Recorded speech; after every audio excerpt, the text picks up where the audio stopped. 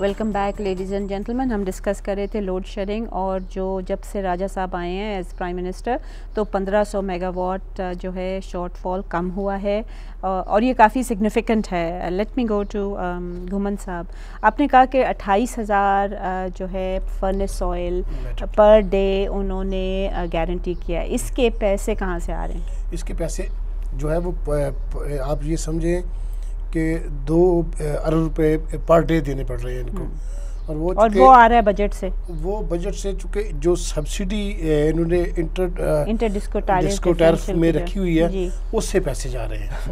तो एक तो ये है, कितना रखा हुआ है बजट में इंटर डिस्को? मेरे ख्याल में कोई 60 के करीब है, शायद मुझे एग्जैक्ट फिगर याद नहीं है, लेकिन मेरे ख्याल में 60 बिलियन के करीब है। दिस इंक्लूड्स वापडा, PEPCO as well as KESC जी। हाँ, कराची इलेक्ट्रिक सप्लाई भी है। कराची के नहीं, ये नहीं 60 जो है ये मेरे ख्याल में दोनों को मिला के है, अब अगर 28,000 मेगावाट जो है, सॉरी 28,000 जो हैं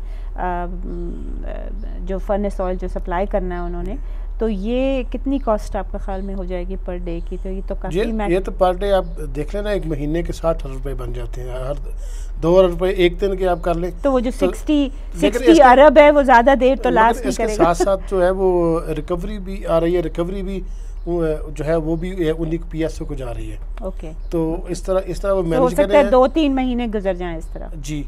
लेकिन उसमें एक ये कि क्योंकि उसके बाद घुमन साहब ये होगा ना कि अगर वो पैसे जो एयरमार्क्ड हैं सेक्टर के लिए उससे ज़्यादा तजावज़ कर जाए तो फिर और चीज़ों से निकाल के उनको डालना पड़ेगा ना। फिर हमारी जो है हो सकता है कि तो बजट डेफिसिट जो है वो और बढ़ जाए, जो भी हाईली इन्फ्लेशनरी है। नहीं, मगर उसके साथ फिर ये होगा कि आगे जब वो सर्दी आ जाएगी तो डिमांड कम हो जाएगी। जैसे अभी आजकल डिमांड पहले 19-20 हज़ार के करीब थी, आजकल मौसम चूँकि बेहतर हुआ है, बारिशें हो रही हैं और वो नहीं जी, मेरे जो ये फिगर्स हैं उसमें तो ये है कि जून 21 को 16,500 थी डिमांड थी, अब 17,500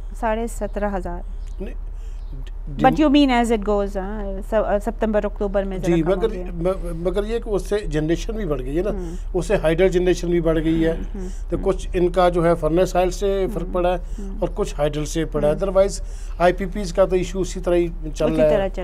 IPPs का भी और सर्कुलर डेट का भी उसी तरह चल रहा है, उसको एलिमिनेट नहीं किया कर पा रहे, जो कि मेजर रीज़न है फॉर द लोड शेडिंग। अभी तक टर्म फाइनेंस सर्टिफिकेट जो उन्होंने अनाउंस किया था 80 बिलियन के हम करेंगे, वो भी नहीं हुआ अभी तक, वो भी नहीं हो पाया।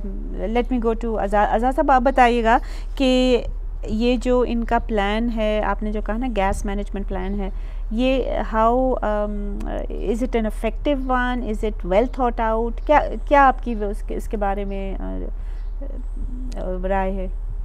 गैस लोड मैनेजमेंट प्लान जो है ये 2005 में बेसिकली बना था, और जब से और उसकी नीड थी क्योंकि there was a gas shortage, और वो जो शॉर्टफॉल हुई है वो तो इस गवर्नमेंट को, one can't blame them for that, right?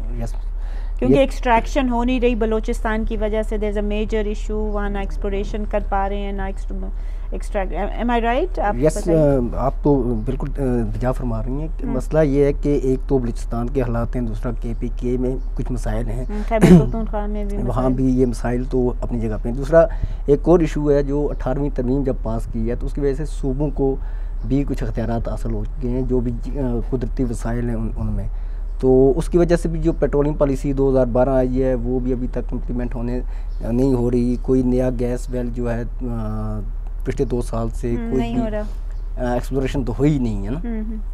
तो ये मिसाइल भी अपनी जगह है। जो गैस लोड मैनेजमेंट प्लान है वो तो डॉक्टर आसम हुसैन साहब हर 6 महीने बाद चेंज कर देते हैं, तो उसको बदल देते हैं, तो इसकी वजह से भी ये मिसाइल पैदा हो रहा है। तो देयर आर मेजर इश्यूज के प्लानिंग जो है वो इतनी इफेक्टिव नहीं है। मिस मैनेजमेंट का भी इशू है, मिस मैनेजमेंट या मिस गवर्नेंस आप कह दें। नहीं, उसमें ये है ना कि अब जब एक सेक्टर है, अब इन्होंने ये फैसला किया कि भी आप पंजाब में भी एक दिन कम करेंगे, जाके इंडस्ट्री को गैस कट करेंगे, और सिंध में भी करेंगे, और 2 कमेटीज़ बना दी मिनिस्टर्स की, और दोनों जो है वो कामयाब नहीं हो सकी। उन्होंने कहा कि CNG वालों के साथ भी करें और दूसरी इंडस्ट्री के साथ भी काम करके और गैस को वहाँ से डाइवर्ट करके पावर सेक्टर को दे ताकि ये इम्प्रूव हो सके, मगर दोनों ही कामयाब नहीं हुए, कुछ नहीं है। इफ्तिखार साहब, व्हाट वुड यू सजेस्ट कि क्या हमारे पास सिर्फ 1 मिनट है ब्रेक पे जाने से, मगर अगर आप मुझे बता सकें कि क्या आप सजेस्ट करते हैं कि जो गैस मैनेजमेंट प्लान है, हमारे जो आज़ाद साहब हैं वो कह रहे हैं मिस गवर्नेंस भी है उसमें, और हर 2 मिनट बाद चेंज कर देते हैं बेस्ड ऑन जिसका ज़्यादा इन्फ्लुएंस है, तो आप बताइएगा कि आप क्या रेकमेंड करेंगे? मैं तो कहूँगा अपना अंजुम जी बहन ये देखे कि शॉर्ट टर्म प्लान हो या मीडियम टर्म प्लान करें या लॉन्ग टर्म प्लान करें, 3 सेक्टर्स में रखें जी। और पहले तो या तो इसे मीडियम टर्म में बायोगैस ले लें, सोलर ले लें, विजनरी या माइक्रो हाइड्रो में आ जाएं, कुछ ना कुछ इसको या कोल बेस पे जाएं।